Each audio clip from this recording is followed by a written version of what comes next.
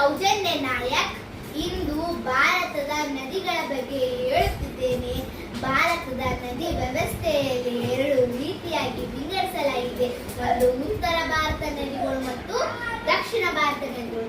ಉತ್ತರ ಭಾರತ ನದಿಗಳು ಹಿಮಾಲಯ ಪರ್ವತ ಶ್ರೇಣಿಯಿಂದ ಹುಟ್ಟುತ್ತವೆ.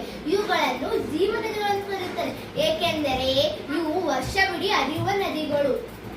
ಉತ್ತರ ಭಾರತದಲ್ಲಿ ಹರಿಯುವ ನದಿಗಳೆಂದರೆ ಸಿಂಧು, ಗಂಗಾ, ಯಮುನಾ, ಬ್ರಹ್ಮಪುತ್ರ. ಉತ್ತರ ಭಾರತದಲ್ಲಿ ಹರಿಯುವ ನದಿಗಳು. ಈ ನದಿಗಳು ಉತ್ತರದ ಮಹಾ ಮೈದಾನವನ್ನು ಉಂಟು ಮಾಡುತ್ತವೆ. ಇನ್ನು ದಕ್ಷಿಣ ಭಾರತದ ನದಿಗಳೆಂದರೆ ಲೂನಿ, ನೇತ್ರಾವತಿ, ತುಂಗಭದ್ರಾ, ಗೋದಾವರಿ, ಕಾವೇರಿ, ಕೃಷ್ಣ, ನರ್ಮದಾ, ಕಾಳಿ ಇತ್ಯಾದಿ. ದಕ್ಷಿಣ ಭಾರತದ ನದಿಗಳಲ್ಲಿ ಎರಡು ವಿಧಗಳು. ಪೂರ್ವಕ್ಕೆ ಹರಿದು ಬಂಗಾಳ ಕೊಲ್ಲಿಗೆ ಸೇರುತ್ತವೆ, ಪಶ್ಚಿಮಕ್ಕೆ ಹರಿದು ಅರಬ್ಬಿ ಸಮುದ್ರ ಸೇರುತ್ತವೆ. ಈ ಎರಡೂ ನದಿಗಳು ದಕ್ಷಿಣದ ಪ್ರಸ್ಥಭೂಮಿಗಳಲ್ಲಿ ಹುಟ್ಟುತ್ತವೆ. ಭಾರತದ ನದಿಗಳಲ್ಲಿ ಇನ್ನೂ ಬಹಳ ಮಾಹಿತಿ ಇದೆ, ಆದರೆ ನಾನು ಚಿಕ್ಕದಾಗಿ ವಿವರಿಸಿದ್ದೇನೆ.